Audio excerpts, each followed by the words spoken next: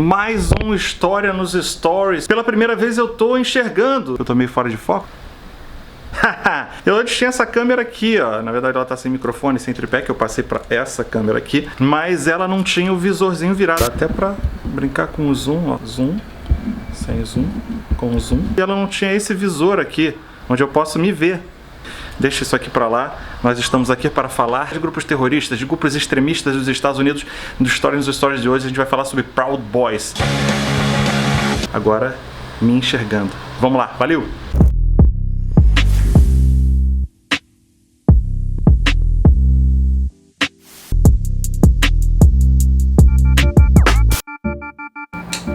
Vamos lá então. Esses grupos extremistas ou milícias, como os americanos chamam, dá para traduzir direito até para milícia, como a gente infelizmente está ficando cada vez mais acostumado aqui no Brasil. Eles se escoram muito na segunda emenda da Constituição americana, que diz que o povo pode possuir e portar armas no caso de precisar se defender contra um governo que tenha virado maléfico contra o povo. Isso é uma coisa que foi escrita em 1778, né? Não faz muito sentido hoje. Alguém imagina um grupo armado conseguindo derrubar o exército americano? Pois é. Hoje em dia acaba sendo mais uma desculpa para maluco fazer maluquice e com arma. Eu falei com o Carapanã, meu camarada host do podcast Vira Casacas, que adora chafurdar no esgoto do extremismo americano de vez em quando, e ele fala um pouco sobre a origem dessa coisa toda. Escuta aí o que ele falou. A gente pode olhar na história americana que existe uma tradição enorme de grupos paramilitares de direita, né?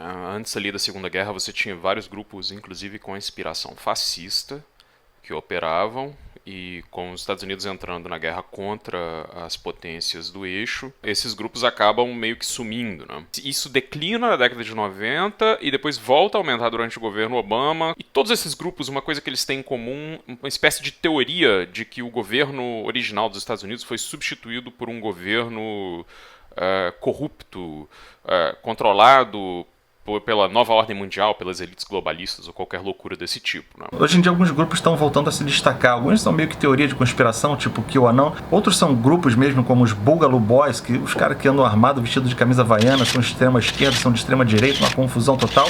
E os Proud Boys mais especificamente.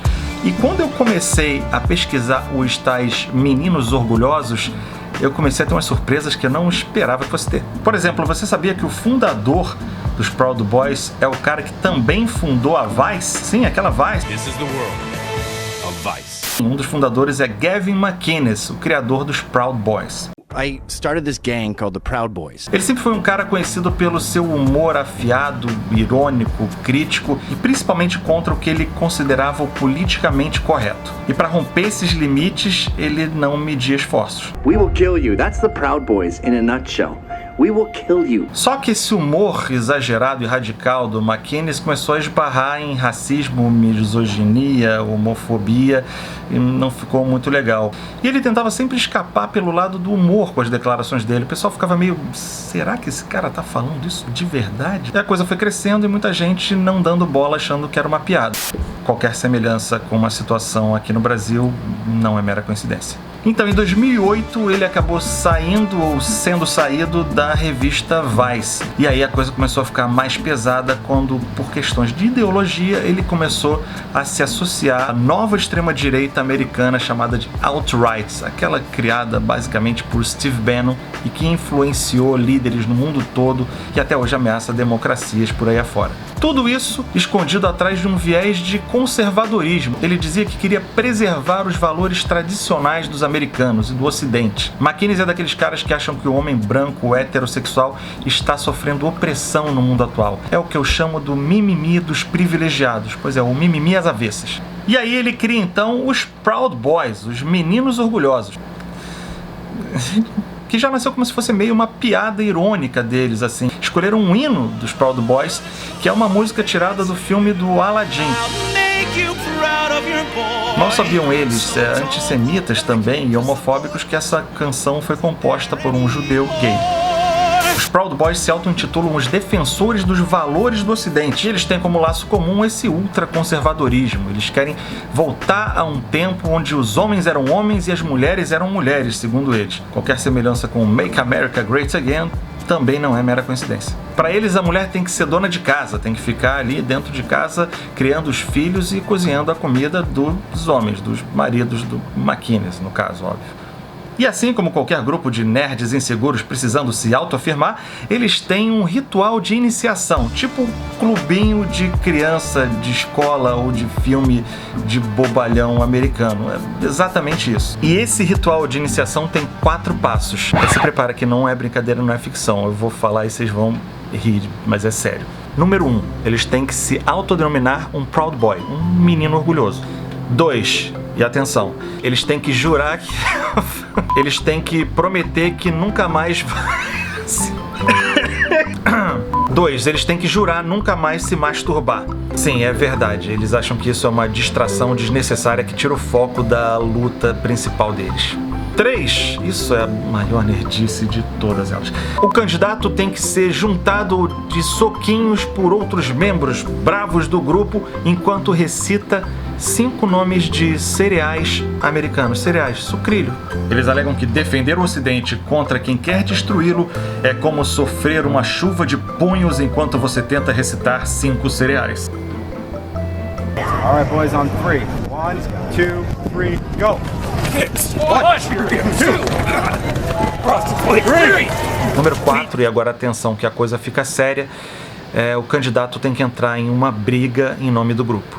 E aí entra essa questão da violência estratégica dos Proud Boys. A tática deles é ir em protestos, manifestações sociais, em lugares onde tem lutas por causas de justiça social e provocar o conflito. Para quê? Para depois eles apanharem e se colocarem como vítimas. E eu observei que isso é muito semelhante às táticas dos grupos terroristas. E se a gente for conferir, é sempre assim. Você tem um atentado nos Estados Unidos, a resposta é guerra, que mata mais civis no Oriente Médio, que gera uma revolta, que gera mais terroristas. E como os Proud Boys conquistaram esse número grande e relevante de adeptos até ser citado no debate presidencial na internet? Vocês viram no Dilema das Redes, vou deixar na descrição, ou você clica aqui se quiser assistir o meu último vídeo, onde eu mostro como os algoritmos induzem a gente a uma polarização. E isso faz com que as falas racistas e machistas de um mongolão que criou a Vice acabe criando adeptos e se espalhando pelo mundo todo. Eles pegam essa tática de se fazer de vítimas, de desprivilegiados, e usam uma desculpa para isso.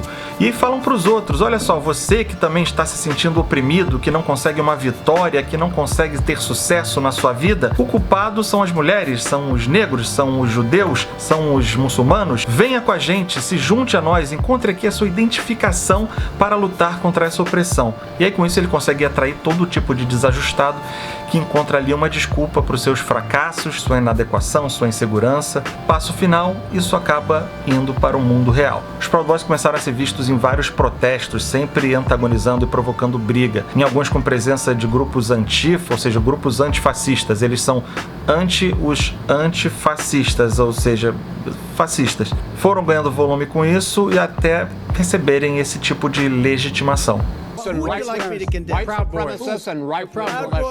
Stand back and stand by. Não foi bem uma condenação, né? Virou o slogan dos Proud Boys. Eu lembro aqui, o FBI declarou que a maior ameaça à segurança nacional dos Estados Unidos não são grupos islâmicos terroristas, são os grupos de terrorismo doméstico, formados por esses supremacistas brancos como os Proud Boys. Em caso de uma derrota do Trump, pior, uma derrota cachapante nas urnas, as pesquisas não são favoráveis a ele no momento, o que pode acontecer? Esses caras, eles tendem a um padrão que vocês vão achar muito familiar, que é o de ser antigoverno quando os democratas estão no poder e ser pró-governo quando o Trump está no poder, né, em geral. Existe algum potencial para problemas, né? Caso Joe Biden vença as eleições, é bom ficar de olho. Pois é, e grupos extremistas com um perfil parecido com o dos Proud Boys já estavam planejando, foram pegos planejando executar ações bastante violentas, como sequestro de governadores democratas e até assassinato. O que pode acontecer se esses grupos que se sentem oprimidos, de desajustados, violentos, armados, sentirem que tomaram o golpe final contra tudo aquilo que eles acreditam? Infelizmente, para essa pergunta, ninguém tem a resposta. Você gosta do Aladdin? Gosto. Aladdin. Você é uma Proud Girl? Não, não sou. Tchau. Tchau. E assim terminamos. Gostou? Tá vendo? Eu tô olhando pra cá porque agora eu consigo me ver. É uma alegria muito grande poder se ver. Clica aqui também, onde eu coloco ali o Apoia-se, pra você conhecer a comunidade do canal. A gente tá crescendo o canal junto com uma comunidade participando de como ele é feito, dando sugestão. A gente tem o nosso grupo de WhatsApp, a gente tem as reuniões por Zoom, debatendo pautas, história, política, estratégias. Salve pra galera aí do grupo. Se inscreve, ativa o sininho, isso faz toda a diferença, juro pra você. Por favor, faz isso por mim. Aquele abraço, valeu!